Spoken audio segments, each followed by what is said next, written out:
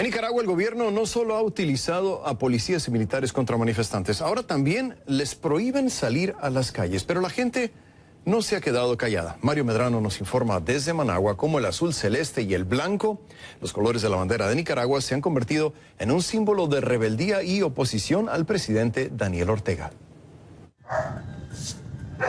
De la noche a la mañana, en el barrio 11 de Mayo, ubicado en el oriente de Managua, aparecieron pintadas de azul y blanco las paredes, los postes de electricidad y de telefonía y los monumentos.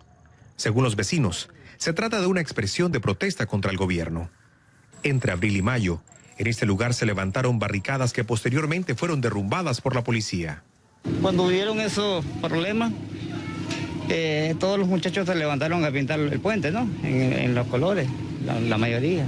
Usted sabe que la bandera azul y blanco es la que los cubre nuestra patria, azul y blanco, y siempre la vamos a mantener, porque el que es nicaragüense siempre va a ser azul y blanco.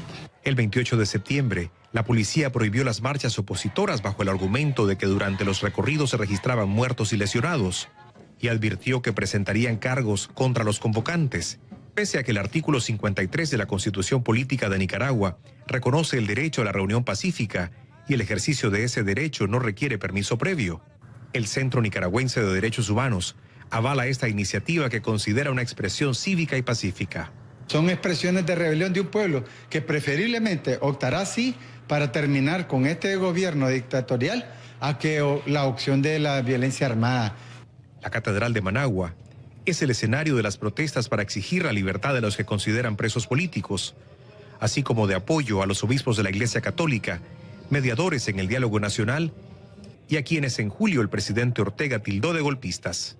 Según la Comisión Interamericana de Derechos Humanos, las protestas contra el gobierno que comenzaron a mediados de abril han dejado un saldo de 325 muertos. El gobierno dice que son 202 fallecidos. La crisis comenzó el 18 de abril ante una fallida reforma al sistema de pensiones que derivó en una petición para adelantar las elecciones y cambios en el sistema democrático. Para CNN, Mario Medrano, Managua. Y este es el tercer tema del programa. Envíame tus comentarios y opiniones a mi cuenta en Twitter, @RafaelRomosCNN, con la etiqueta numeral Mirador Nicaragua.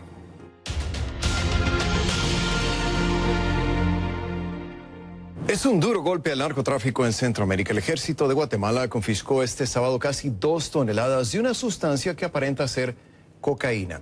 Así lo informaron autoridades militares a través de un comunicado. El decomiso ocurrió cuando los militares interceptaron un semisumergible en el Pacífico guatemalteco a 977 millas náuticas de Puerto Quetzal. El aeropuerto.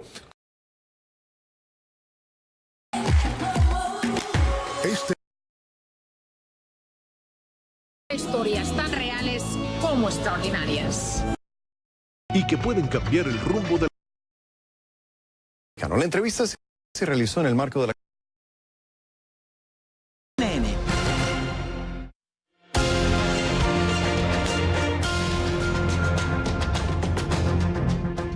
A continuación, una entrevista que le hizo José Manuel Rodríguez a la vicepresidenta de Panamá, Isabel de San Malo de Alvarado, quien también funge como canciller del país centroamericano. La entrevista se realizó en el marco de la conferencia del Bravo Business Awards que se llevó a cabo este viernes en Miami. Uno de los temas que trataron fue la forma como el escándalo de Odebrecht ha salpicado a Panamá.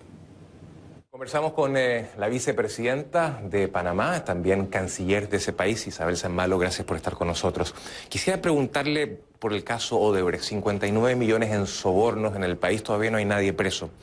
Y entiendo que la compañía está postulando a quedarse con una licitación del metro hacia el aeropuerto. ¿Cómo es posible que, digamos, la compañía todavía pueda estar participando de licitaciones cuando todavía no hay nadie preso, cuando todavía la justicia no ha operado diligentemente, probablemente? Bueno, primero que todo, muchas gracias por darme la oportunidad de compartir con ustedes en el marco de este importante evento del Council of the Americas. Me tocas un tema que es bien importante para la República de Panamá y que ha sido muy importante para el gobierno nacional y que hemos manejado con absoluta transparencia y compromiso. Lo primero es que el Ministerio Público ha tomado acción con relación a los temas de Odebrecht. Hay multas importantes, hay sentencias Yo creo que hay dos modelos quizás y formas de abordar los temas de la corrupción. Panamá claramente escogió un modelo que es el que toma los Estados Unidos, el que utiliza Europa, el que han utilizado otros países de América Latina, que es que la justicia tiene que funcionar. Cuando una empresa comete actos de corrupción, tiene que rendir cuentas, tiene que enfrentar la justicia, tiene que asumir las sentencias que emita esa justicia. Sin embargo, dados los procesos, tomadas las previsiones de garantizar que esas prácticas no continúan, las empresas continúan trabajando. Ustedes pueden mirar aquí en Miami, Odebrecht es contratista, cuando aquí en Miami, Odebrecht en los Estados Unidos, Odebrecht ha sido identificado claramente como una empresa que participó de actos de corrupción. Yo creo que es sumamente lamentable. Pero es distinto, pero déjeme hacer una distinción. El caso de Odebrecht USA es diferente porque es una filial distinta que, según el Departamento de Justicia, no estuvo involucrada en los actos de corrupción. Han habido muchas investigaciones. No es la información que yo tengo, pero lo importante es que la justicia en mi país se ha ocupado en el caso de Odebrecht y de otras empresas, muchas empresas que estuvieron involucradas en procesos de corrupción.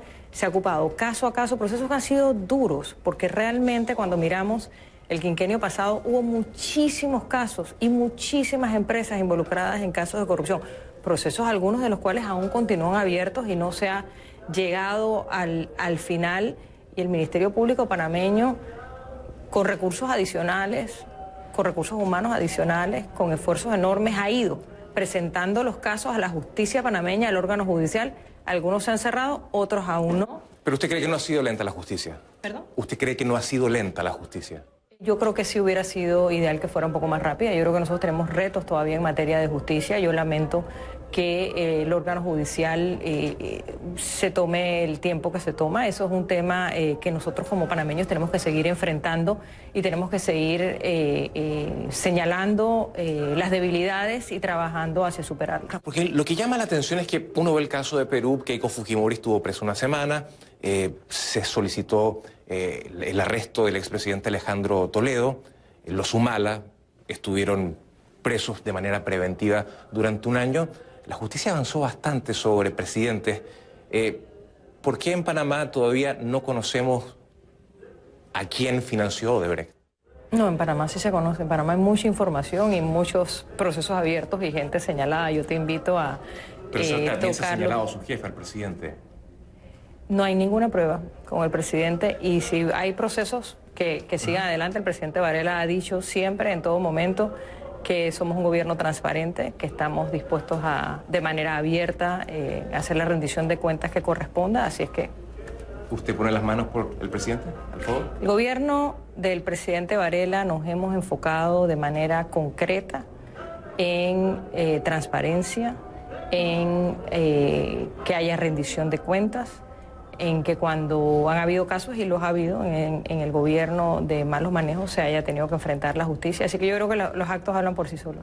Canciller, de alguna manera, ¿cree usted que los países del SICA están haciendo lo suficiente para detener la crisis que aflige a Nicaragua?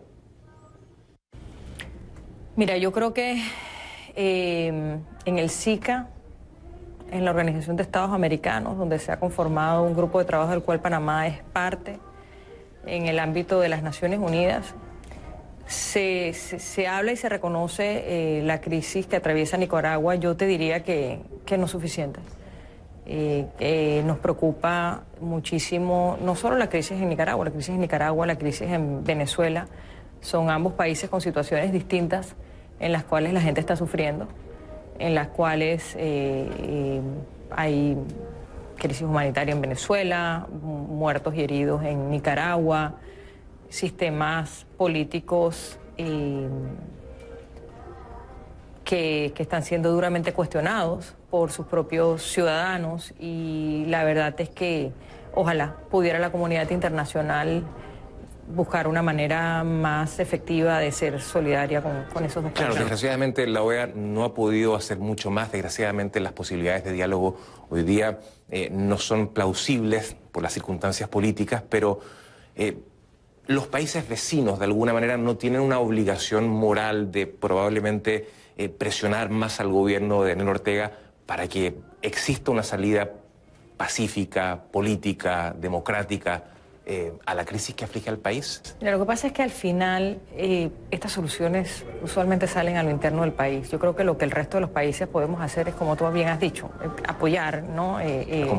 Acompañar. Y creo que debemos confiar y apostar y procurar que haya en Nicaragua una salida a la crisis por la vía del diálogo, que paren los enfrentamientos, que cese la violencia, que no haya más víctimas que lamentar. Creo que eso es lo más importante. Y para terminar, Venezuela, para ustedes como gobierno panameño, ¿Venezuela es una dictadura?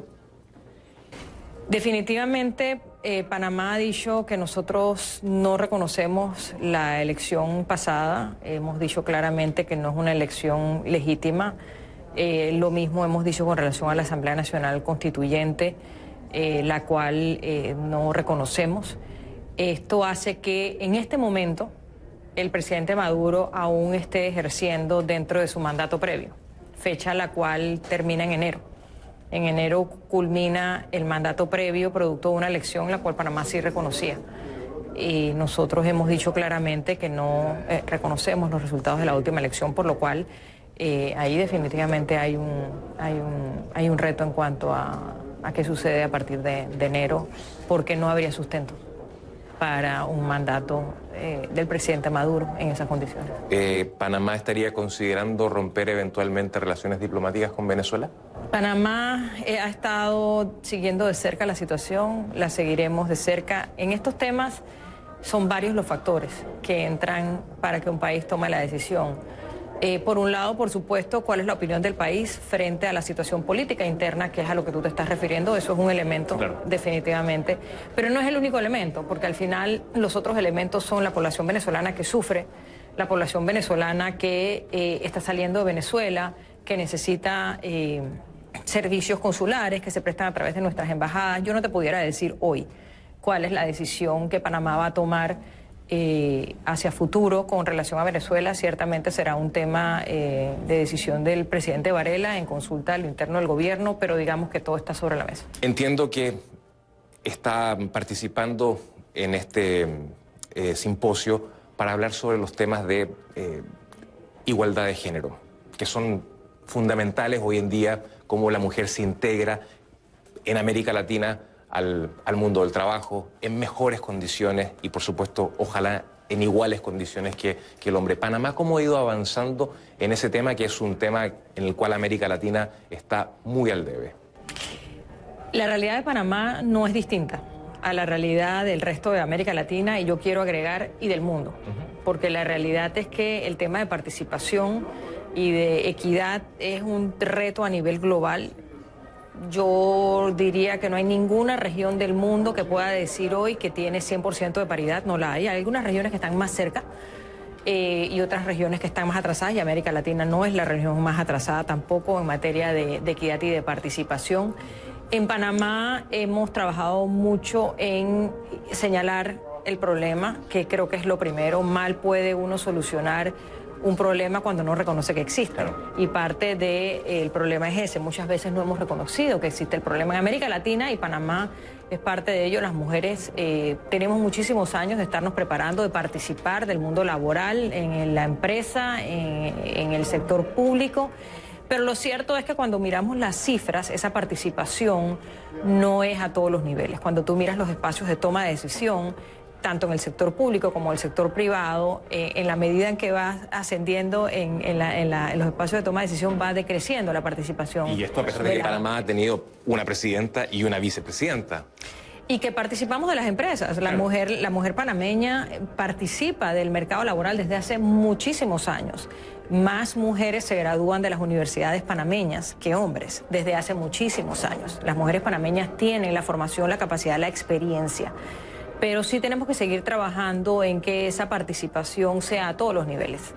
Y además de entender que lograrlo no es por las mujeres, es por mejores países, es por mejores sociedades.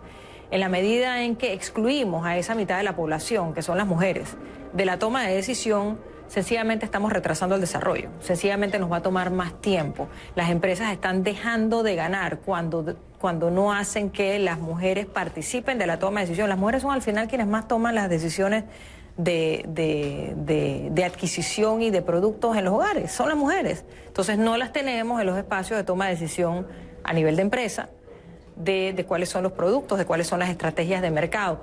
Pierden las empresas, pierden las familias, pierden los países, pierden las sociedades, cuando no garantizamos participación equitativa.